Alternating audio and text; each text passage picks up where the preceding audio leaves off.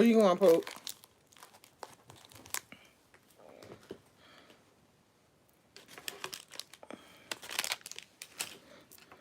Oh, my cookie don't get wet. What is this? I need a napkin.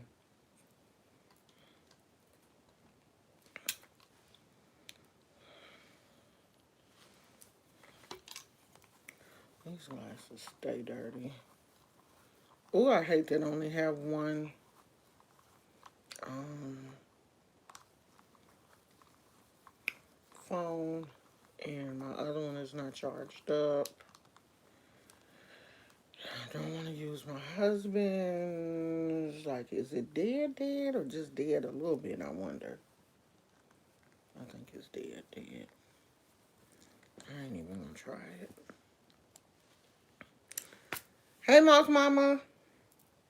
Okay, you guys. If my lips are red, it's because I was drinking some tiki punch. I'm not going to be able to answer all of the questions today. For one, because I don't have my other phone and to get the comments. But we're going to, since everybody has been asking for the Orisha teachings, we're going to go back over them again because I do know that I do have some new subscribers.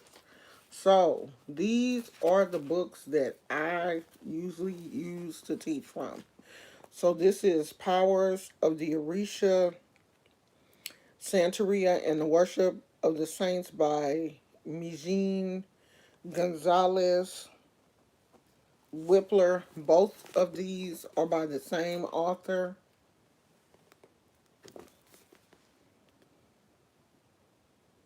Both by the same author. Both are very good books. I think they both can be found on Amazon, if I'm not mistaken. I didn't purchase either of these from Amazon myself. I did get these from a Botanica, but I think they are on Amazon, or you can find them on Amazon. You should be able to find them somewhere. Both really good books. And then I have, this is the Voodoo Hoodoo spell book by, I think it's Denise Alvarado. Um, Good book.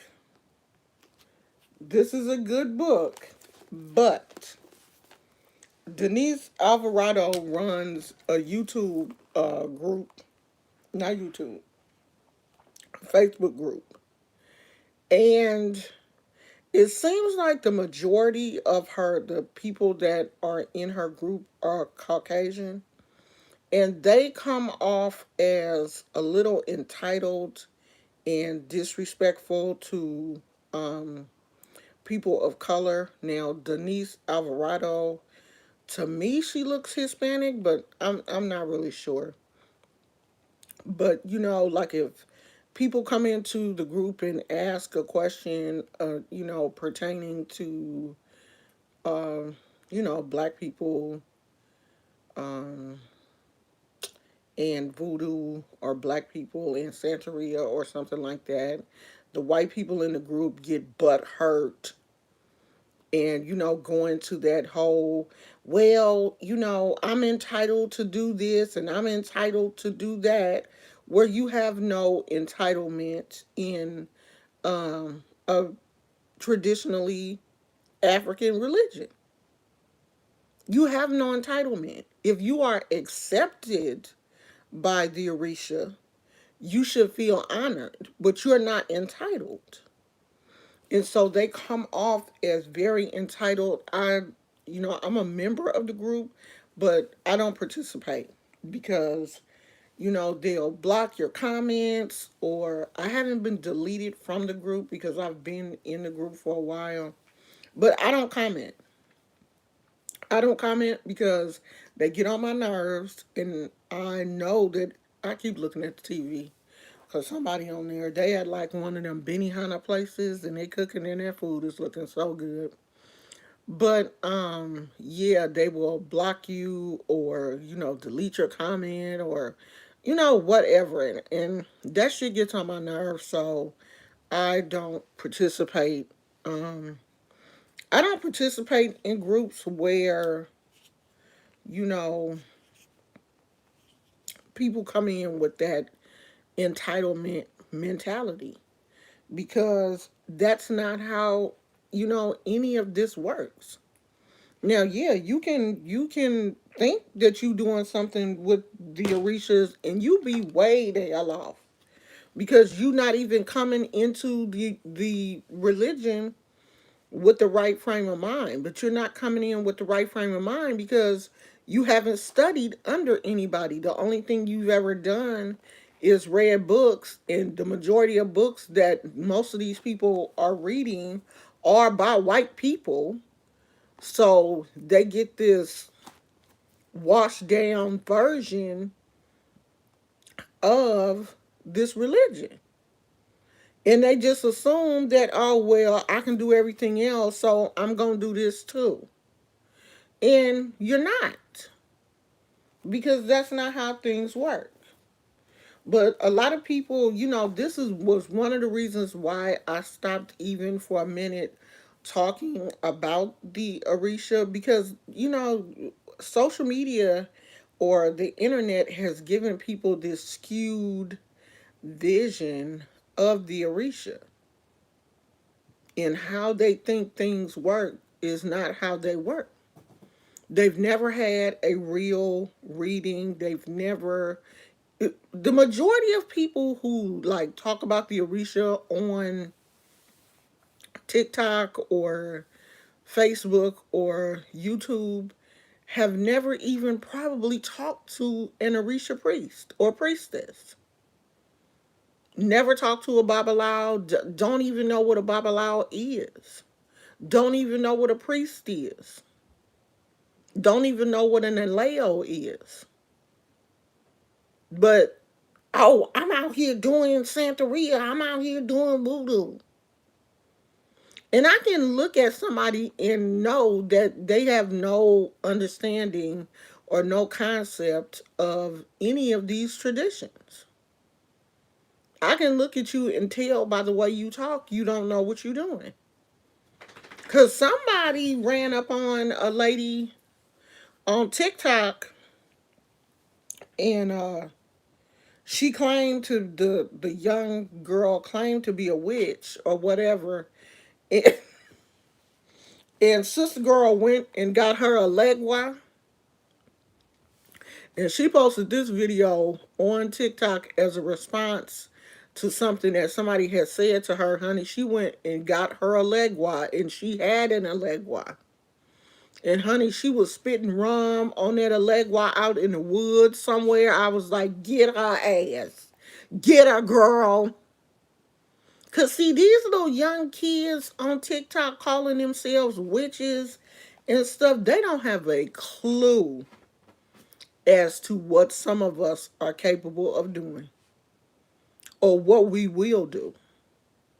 They don't have a clue. We will do shit that would scare the hell out of them. So, y'all better leave some of these people alone, and if you don't know what you're doing, don't do it. Because there's some people out here that will hurt you. That will, because I remember one time um on Facebook, somebody on Facebook had said something to me, and the only thing I did was posted a picture of a candle and sent it to them with their name on it and a few other items. Honey, they quickly sent me a message and was like, you know what? I'm sorry. I shouldn't have did that. Oh, God. I didn't know you was going to take it that far. I apologize. I don't know what it is, but I don't want no parts of it. I'm sorry. Can you please forgive me? Y'all better leave these folks alone, especially if you don't know who they are and you don't know what they're capable of doing. Leave them the hell alone. And leave these traditions alone that you don't understand, because you are not entitled to them. This America has given some people a false sense of entitlement. You're not entitled to everything just because you're white. Some things it just don't belong to you. It ain't yours. Okay? And it ain't gonna never be yours. I don't care what you say. I don't. And I'm gonna always believe that. And I know people mad at me for saying that, but I don't care. Especially not today. Okay, so I should have brought my um hold on y'all. Let me go get it because it's not that far away. Hold on.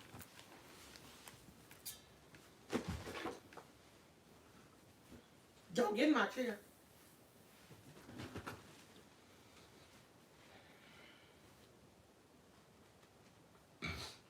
What's this say?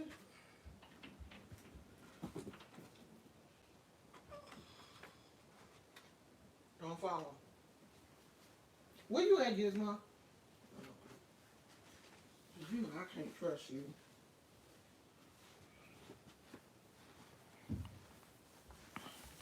Okay, I told y'all you can go to the dollar store sometime and find some uh, good candles. So this is the candle for Alegua, and you can have this in your house or your room, your dorm room, or whatever, and no one would even know. Just a regular candle. But this is a candle for Alegua, the Holy Child of Atocha. It is unscented, and it does have the prayer in Spanish. Oh, and it has it in English.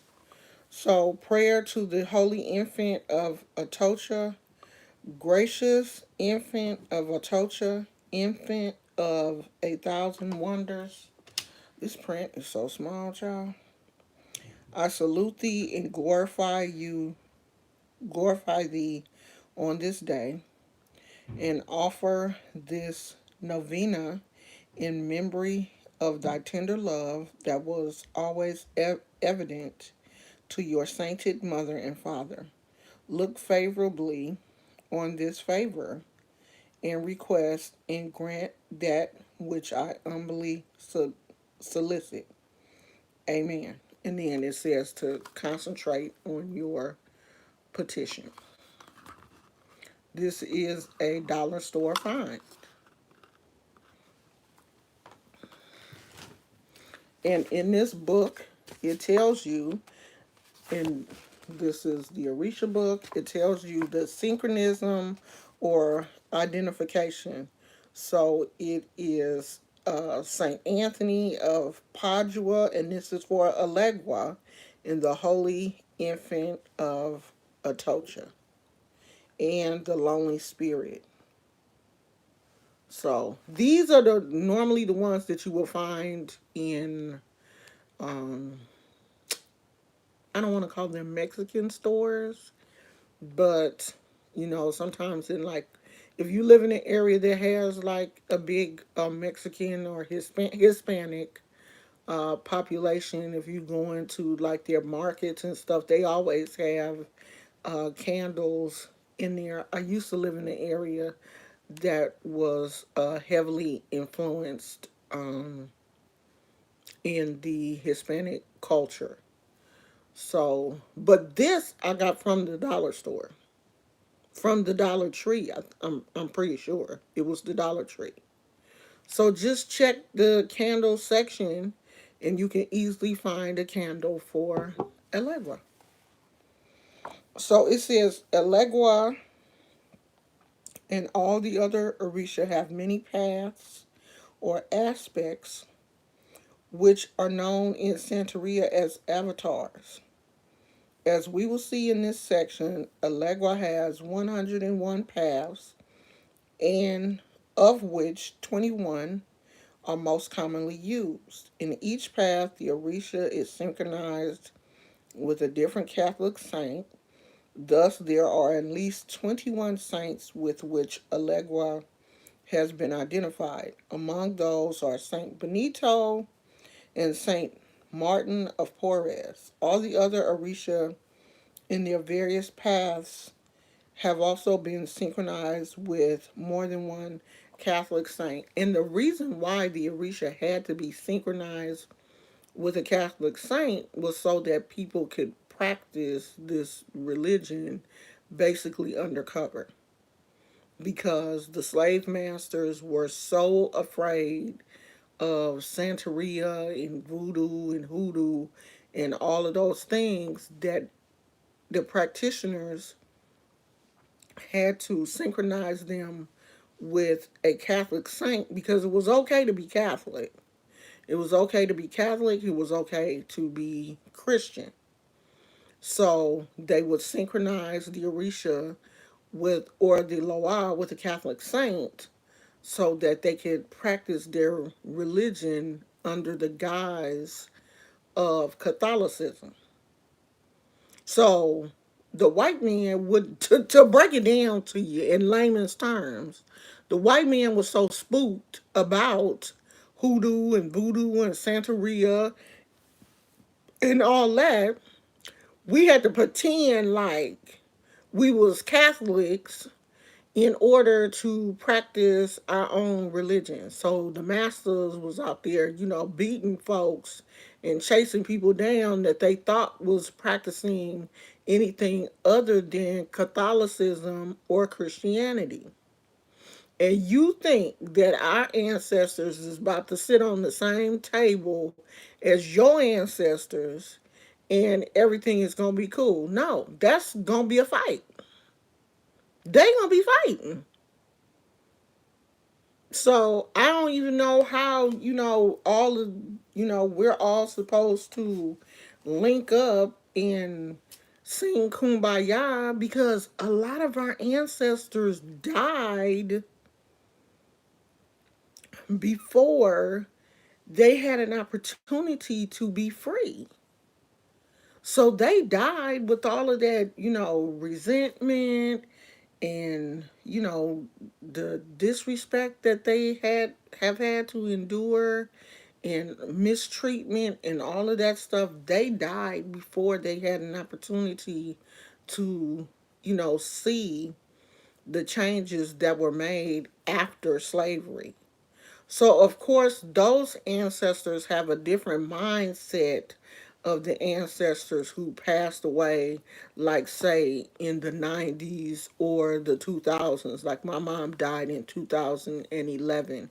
And so, yeah, she did see a progression of, a huge progression. Like, she was one of those people that when she was little, it was still black and white drinking fountains, and the black people had to sit on the back of the bus and all of that kind of stuff. So she has lived through all of that and had a chance for, her mind to change about some things. Now, some things, I don't think my mother ever got over, but some things she did. But you have to think about those ancestors that passed away before civil rights. They're not about to sit at the table with your ancestors and sing kumbaya. They're not. And you're not gonna tell me that they are, because they're not. Because they endured too much. And they left here before things had an opportunity to change. And there is a ceremony, not I forgot the name of it, where everybody in the house comes together and like brings pictures of their ancestors and maybe a dish that your ancestor enjoyed, and we all form like one table and we all put our ancestors together because in the house we are all considered brothers and sisters with your godmother is your, the mother of the house, and then everybody who is under her, like we're all considered related. So we all bring our ancestors together, and we're all one big family. So here you come, and your ancestors, you related to, the slave master that owned the plantation that my ancestors lived at. You may not receive the reception that you thought you were going to receive. But in your reading, those things will come up. That's why I tell people you have to have a reading. You can't just be out here doing, what you want to do. You have to have a reading so that those things can come up. And if it's some things in your past that needs to be cleared up, you can clear those things up and be able to function in a house correctly. But if you just out here doing what you want to do, then no, it's not gonna work. It's not gonna work like that. So it says, this beloved saint is one of the great doctors of the Catholic Church. I don't really want to talk about the saint part. Y'all can read that later.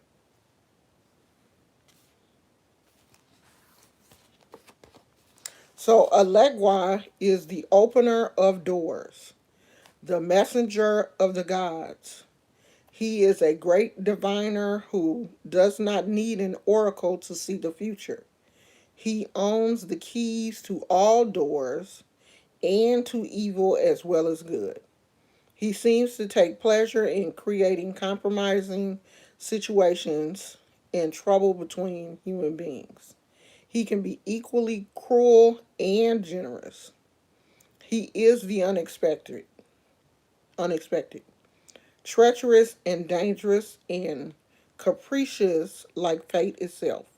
He is the great justice wielder, and though he may seem at times a master of deceit and the bringer of misfortune, his actions are always justified because he alone knows the true meaning of justice and sees things which are hidden from humanity, as well as from other Orishas. In other words, a Legua can be equally identified with both fate and justice. It is said of this Orisha that he is the lowest and highest, a prince and pauper, who is equally at ease in a palace and a garbage dump where he often feasts. With Oya, he rules over the four winds. He is a great healer and a master magician. His spells and amulets are powerful and impossible to destroy. Everything in the Orisha world begins and ends with Elegua. You start a ceremony with Elegua and you end a ceremony with Elegua. He is the beginning and the end. Elegua is not one person that you really want to play with. Because once you start playing with Elegua, he will play with you. That's why he is synchronized as a child, because they say he will play with you for real, for real.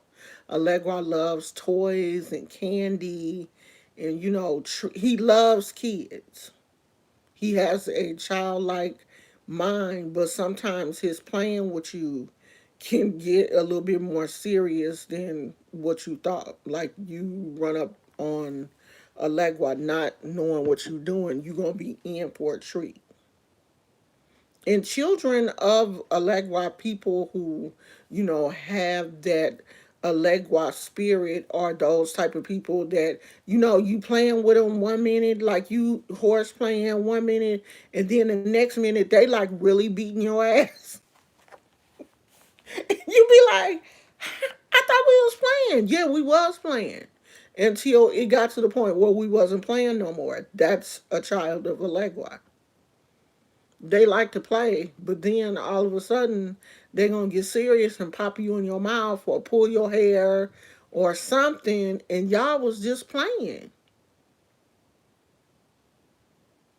So I have seen Alegua in ceremony mount People, come down. Well, some people say possessed or whatever. I have seen him mount one of his devotees and clear the whole room. Just come down with that much force that everybody was like, "Oh hell no, we getting up out of here." And it's when he mounts you as the devotee, you can't stop the power that Elegua wields. People just have to understand that you possessed, and you don't know what you're doing when Elegua takes control.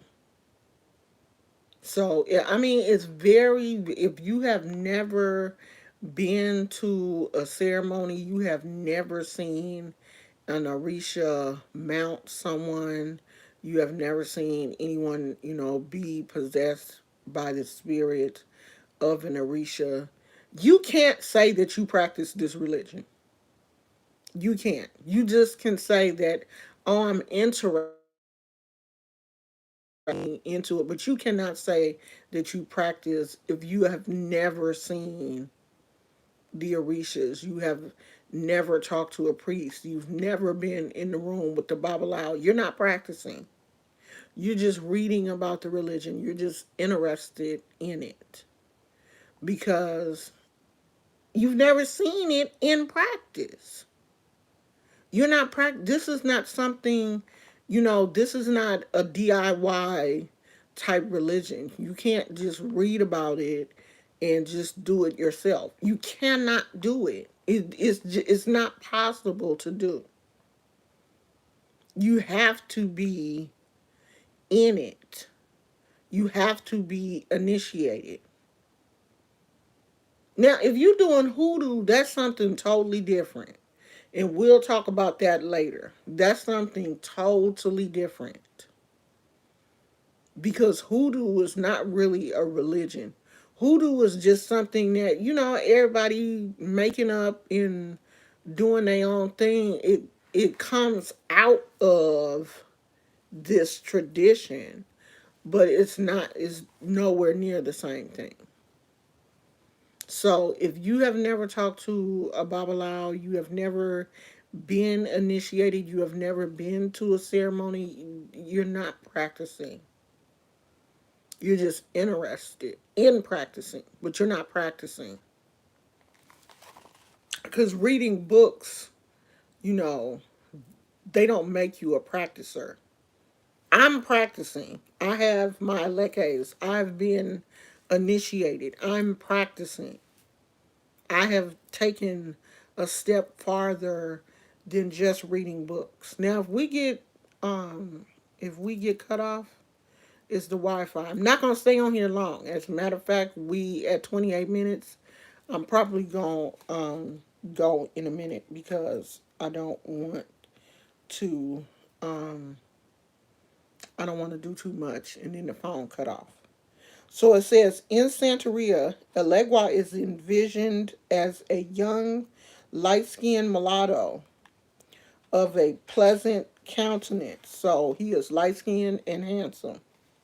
Slim and agile, he is dressed in breeches and a cassock in red and black, which are his colors. He wears a straw hat and a large knapsack by the side filled with candies and all sorts of tricks. He carries a whistle around his neck and many bells and other noise makers. When you receive Elegua as your Orisha, you will keep him in your house behind your front door with candy and whistles and whatever, bells and noisemakers. Right now, my Legway is packed up. I talked to him before I packed him up. He understands why he's packed up, but he does still have everything that he needs. So, all his toys and bells and candy and all of that stuff is packed up with him. So, you're going to have all of those things. And as a matter of fact, I had an Elegua in my house behind my front door, and I had one on my porch because at one time, I think my uh, neighbor in the front of my in that lived in the front apartment was stealing my plants off of my porch because some plants had came up missing, and I swear to God, I thought I saw them in their window in the house. So I put a coconut and a candle and a real Elegua candle, the red and black one with Elegua on the front, the tall one, the 7 day candle. I put that on a plate on my front porch. I ain't had no more problems. Okay, so I had to let people know this ain't what you want. This is not. Nobody else came on my porch. And I just left him out there. He just stayed out there until a raccoon came and I guess was looking for something to eat and took my Elegua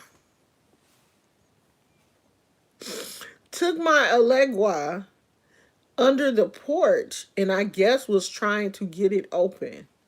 But the coconut had been had been on the porch for so long that it was dry. It was, it wasn't anything in there. And I guess the raccoon couldn't like bust it open or whatever. Because my husband said he saw something, he heard something outside on the porch. Like somebody was messing with the plate because you could hear the plate clanking against the steps. And I guess he opened the door and saw the raccoon. And he was like, "Oh, babe, I think the raccoon done got your leg wide." And so I went outside the next day, not that night, because I ain't trusted. I was like, a Lego, I can take care of himself. I ain't going out there. And I went out there and it was gone. And I was looking around and it was up under my porch, like, just like, girl, I'm still here. Come get me, girl. And I went out there and got it. It wasn't damaged in any way. The raccoon couldn't get it open. And it wasn't scratched up or nothing. And I just put it back on the plate. And I guess if the raccoon came back, she was probably like, "Well, that's not edible." And went on about her business. And it stayed there until we moved.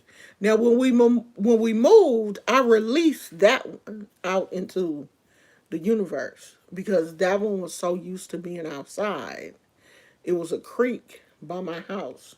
And I released that one and, gave him some candy and an offering and, thanked him for protecting my house. But I did let that one go and I let him stay outside.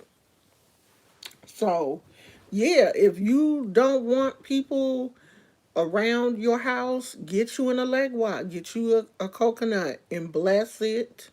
And we are going to talk about that later on, like how to, buy a coconut, how to, use it and bless it and keep it for your protection. But we're going to do that under the hoodoo umbrella, not under the Santeria umbrella. Okay? And y'all need to, that's why I said you need to get these books so you can read them and understand that there is a difference between the religion of Santeria and Ifa. In those African traditions, there is a huge difference between the religion and the practice of hoodoo. And voodoo is a religion also, so voodoo was going to go on this side. But hoodoo and, stuff that people do in Louisiana and, other states where people practice in witchcraft and all that stuff is totally different than the religion of Ifa and Santeria. Is that making sense? If it ain't making sense, then you need to read. Google the difference between Ifa, Santeria, and voodoo, and voodoo. Google is your best friend. If you don't want to buy these books, then get on Google and do some research. But it's best to buy these books. It's only 3 books, y'all. This book was what? $9.95. $9. And this goes through, let me see which. It goes through, I know the major Orishas. Um, Elegua, Ogun, Ochosi, Osane, Orumila, Babalua, Agayu, Shango, Obatala, Oya, Yemiya, Oshun, Ibeji, and Inle. It's going to go through and give a small synopsis of all of those Orisha. So this is good. Now this is going to go into more of the ceremonies, where you start, the initiations, and all of that. So the first one is going to give you the information about the Orisha, and then this one is going to give you more detail about the um and mine has pictures. Now I think Tina got one online and hers didn't have pictures, but mine does. So it's going to show you like some of the initiations and some of the tools that's used for the Orishas. It's going to, hey Daphne, it's going to give you, it's going to show you like what some of the pots look like, what some of the statues look like, a lot of the tools that are used in your initiation. And I want to say this too, to all of my, subscribers who are Christian. I'm Christian, okay? My foundation is Christianity. So you don't have to be like, oh, you got to choose one or the other. No, you do what you want to do. My foundation is Christianity. I grew up Baptist. I grew up in a Christian church. I mean, from birth until my 20s. And then okay, so this is how all of this started for me.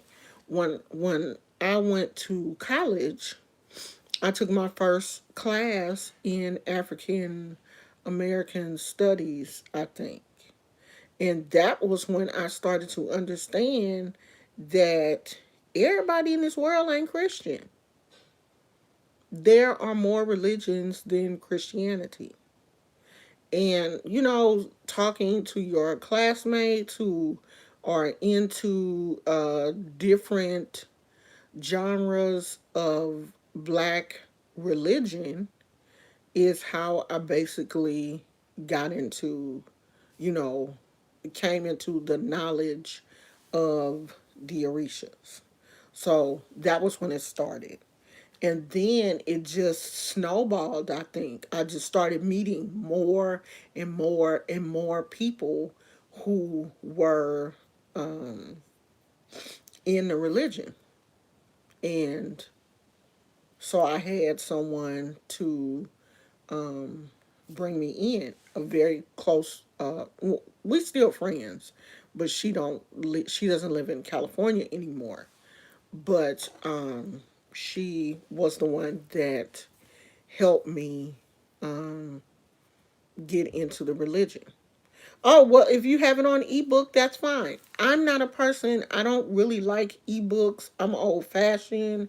I like to hold the book and read it and turn pages and all of that kind of stuff. Me and my husband, we are both lovers of books. We have so many books. And I think it's important for, my grandkids to see actual paper books in the house and to know that they have grandparents that love reading.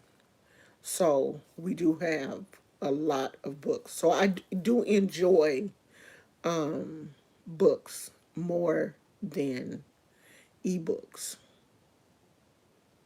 There is a story about why there's a pot of key, which is a story in the tradition that talks about why a legwai is put behind the door. And I can't remember the whole story off the top of my head, but I would definitely find it for you and we will talk about that tomorrow because it's a very interesting story. And I just can't remember the whole story off the top of my head, but it's a very good story and it's a very valid reason as to um, why he's in the back behind your front door. Oh, yours doesn't have. Yeah, a lot of. We'll go through that tomorrow because I'm about to get off now. But we'll go through that. But part of the reason is for your protection. Your protection is part of the reason why he is behind your front door. So anyone that comes in your front door, the first thing they're gonna cross is a legua. Is for protection mainly, but there is a big story behind it, and we'll go into that tomorrow. Was that Tina? I can't see y'all comments. If that was Tina, tell her I said hey. Oh, she can hear me. But yeah, it's good to try to find the book that has the pictures because there's quite a few pictures. That whole little section right there, you can see where it looks different. All of those are the pictures. That white part, all of those are pictures. So there are a lot of pictures in this book. You just have to find the one that has photos. Hey Tina. But see, I got mine from a Botanica. I don't know if they ordered theirs from somewhere particular or what. But yeah, mine has pictures. But a lot of these things in here I have already seen, in person from, being at a Botanica and being at celebrations and, initiations and stuff. A lot of this stuff I have seen firsthand, like, animals and plucking chickens and how to set up altars and all of that kind of stuff. I've done that firsthand because, I have really, really practiced this religion. I used to belong to a house. So, when ceremonies are done, they're done at the house, and the people that are in the house do the workings. So, a lot of that I've already done.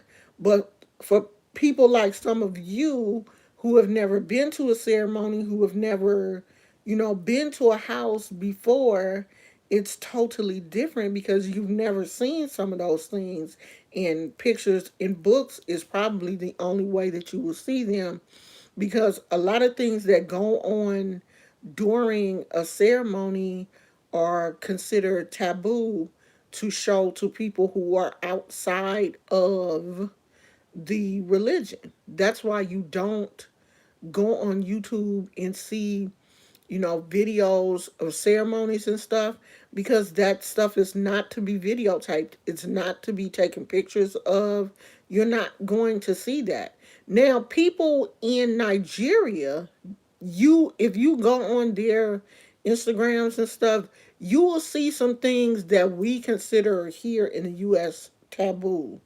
They don't.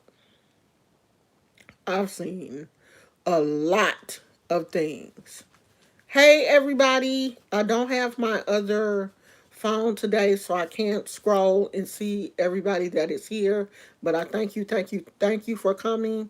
And we're gonna go in a minute, and I'll probably be back tomorrow.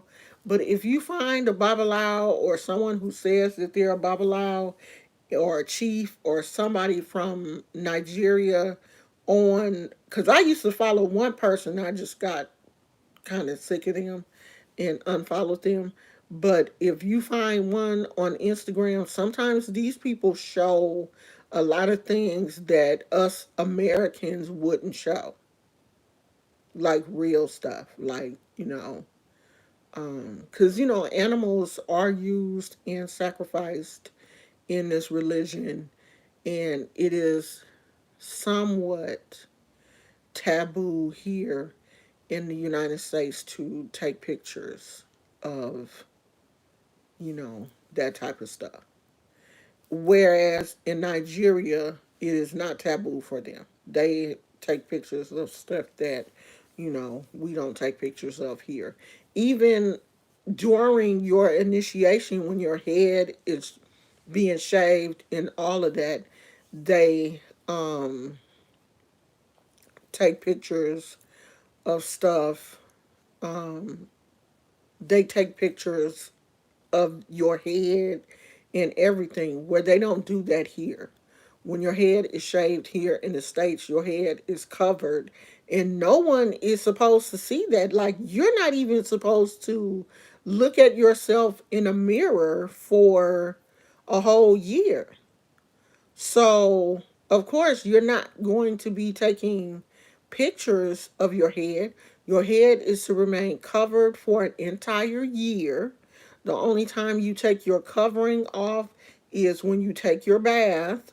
But when you come out the bathtub or the shower or whatever, you cover your head back up, and your mirrors in your bathroom and everything have to be covered for a whole year. And I think your godmother comes over to the house, your house where you live, and make sure all the mirrors in your house are covered so that you don't see yourself until the year period is over.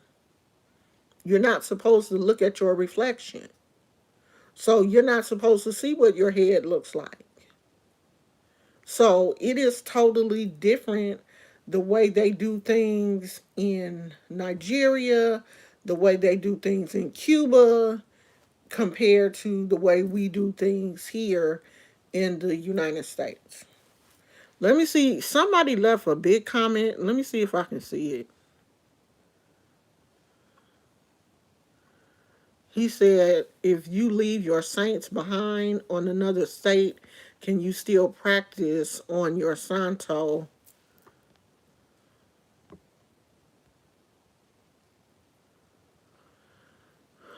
I'm confused about something to Orisha Oshun. I know someone who is. If you leave your saints in another state, for one, why would you? Why would you do that? Are they safe where they are? Did you tell them that you're coming back? Like, is there an understanding between you and them? Did you just abandon them? Because if you just abandon them, then no. No, they angry. My Alegua knows what is going on. I talked to him in depth before I packed him up and put him in storage and let him know what was going on. I fed him and everything, so he knows, okay, she put me in storage because she's going through something right now, and when everything is over, she's going to come get me. You just leave. I can't see myself just leave after I've went through, that whole initiation. I'm just gonna leave my Orishas. No, that's something that you have to work out with the people that your godparents or whoever gave you those Orisha. You need to talk to them. But I would hope that you at least talk to your Orishas before you got up and moved to another state.